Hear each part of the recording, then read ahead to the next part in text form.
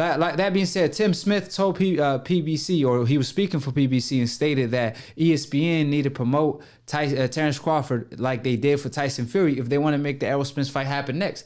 He basically stated like, they basically over there waiting on us to promote Terence Crawford for them. Like, he's not our fighter. Good point. He's not our fighter. It's their fighter. Promote him how he's supposed to be promoted, or we can make the fight happen. Have documentaries on him before the fight, like they did for Tyson Fury, and we can make the fight happen. So, what you think about them comments in particular? People saying they are excuses. Errol Spence got his people to make excuses for him. So, what do you say to those people? So I think he does have some good points about it. Even though isn't there a documentary out there about Bud? I'm pretty sure. I thought I saw one. I'm not sure if Top Rank. There isn't enough. ESPN, excuse me, put it out there. There isn't enough. But I'm kind of almost embarrassed and shocked by the way that they do not promote Terence Crawford.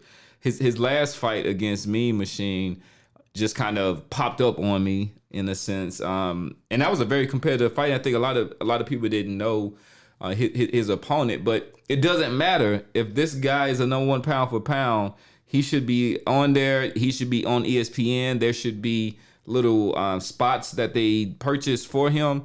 This is what a lot of people who even I consider the best boxer in the game right now.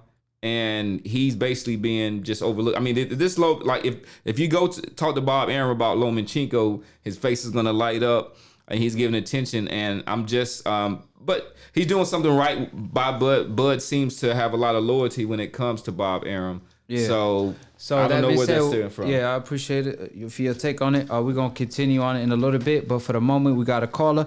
Stay where you calling from and who this is. Yo, my brother AkHi's calling from the 252, North Carolina. Okay. What's up, fam? How you doing, AkHi? Kakalak. Alhamdulillah. Assalamu alaikum, brother. Wa alaikum assalam, AkHi. And I was wanting to talk about who do you think would be a good opponent for Tevin Foreman in that fight? Well, he got a good upcoming fight. He has a real good upcoming fight. But Tevin Farmer, I would love to see him versus Gary Russell. I mean, they're going back and forth. Gary Russell already stated and dissed Tevin Farmer. Tevin Farmer responded right back. So that's an easy fight to make. I mean, I believe my man even stated he's willing to move to 135. I'm not talking about Tevin Farmer. I'm talking about Gary Russell. So before you do, it's not smart to jump that far. So move up to 130, get a title shot against Tevin Farmer. And if you're successful and you look good, move up to 135. So what you think about that? What's your take? What fight you want to see against Tevin Farmer? I'm thinking Russell, man, because they talking smack. Both of them good boxers, man, and both of them need a big fight. Because I think Tevin Foreman can be the elite, man. I really like his skill set. I like everything about his style. I just wonder why he don't get the promotion like some of these other fighters get. Yes, you know what they say, right? I'm not sure if y'all informed on this, but he stated that Tevin Farmer, when he was sparring Lomachenko, I'm talking about years back, when he just started winning, because obviously he was learning as he was going. That's why he has 4 losses. But he stated he was winning 5 rounds against Lomachenko. It was 7-5 during sparring, and that was not the best version of Tevin Farmer. That was him on his come up. So that being said, he is definitely elite. People just sleeping on him. He got all the skill in the world. He just doesn't have the pop. Like Gary Russell said, he don't have the FU on his punches. You know what I mean? So, so you favor Tevin Farmer, I'm assuming. Yeah, I favor Tevin Foreman, man. I just watch him all the time. I think he's an elite fighter, man. He's just waiting for that. He's just waiting for the moment. Yeah. So he's just waiting for the moment. FYI, so he's fighting. He's fighting. It's actually a pretty good fight. I think Tevin Farmer should win it though. He's fighting against Gary Russell. Jojo. No, I'm saying his next fight is against Jojo Diaz. Yeah, you got him watching Jojo Diaz. Yeah, I'm watching it. Of course, I think I got him beating Joe Diaz. He should beat him. He should beat him. Jojo Diaz is a good fighter now, and Gary Russell was the first to take his O though. So appreciate you calling in from the 252, my town. Appreciate you all day, AkHi. You a brother, you already know. Assalamu alaikum. I see how you coming. Yeah, man. Thanks for the good question, man. Yeah, definitely appreciate that, man. Love the show. I love the movement, man. Thank you. Appreciate it, man. Appreciate it, AkHi, Peace. man. That's a brother right there. And shout out to Joe Boxing. That's the man who called in earlier. I saw in the comment section. Appreciate it, Rap Critic. You know what I'm saying? Rap Critic working with us. You know what I'm saying? He one of us as well. Shout out to Jules of Boxing and my man that just called in right now. And obviously he represents the 252. That's what we at right now. And last show, we had my man calling. I didn't know who, like I couldn't hear him at the moment till Professor Nim saved the day and passed me the headphones. Shout out to you too, my brother. Appreciate the love and support. So I'm sorry to cut you off.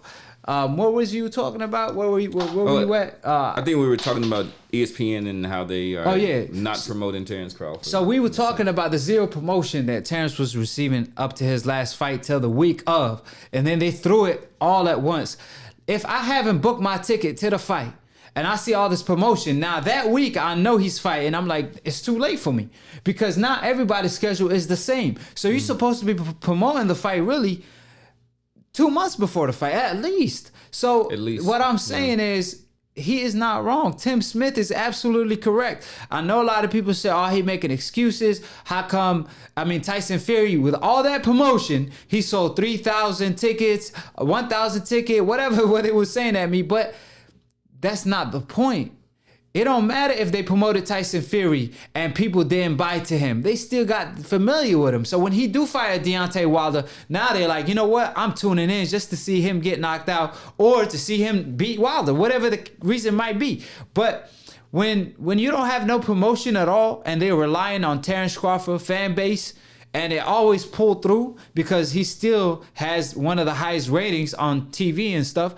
The point remains is he could be a bigger star if they promote him the right way, because that's a man that got shot and drove himself to the hospital. That's a great story. I can't, you know how long till I figured that out? It was up to a year ago when I realized that was true. I was like, what? He got shot in the head and drove himself to the hospital?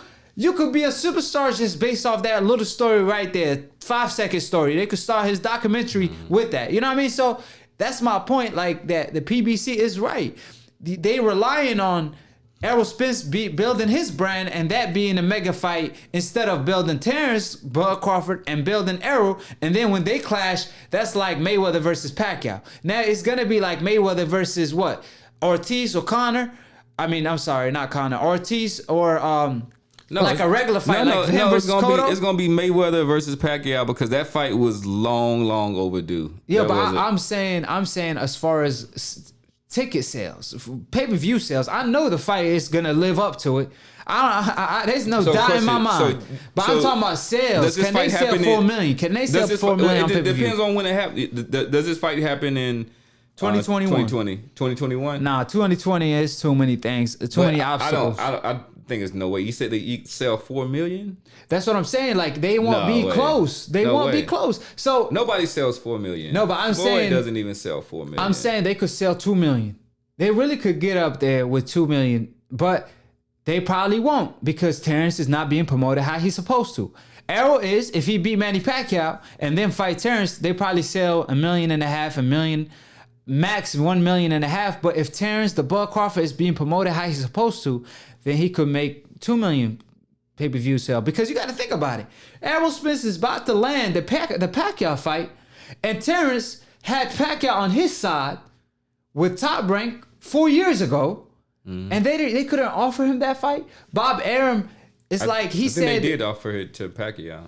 Well, Bob later on stated that he didn't make the fight happen because he cared about Manny Pacquiao health. He don't want Terence Crawford to retire him, regardless of him capping or not. Regardless of him capping or not, just him making that statement, it's like a slap to the face for Terence Crawford. Like Terence is looking at him like, man, at least say this man's scared of me.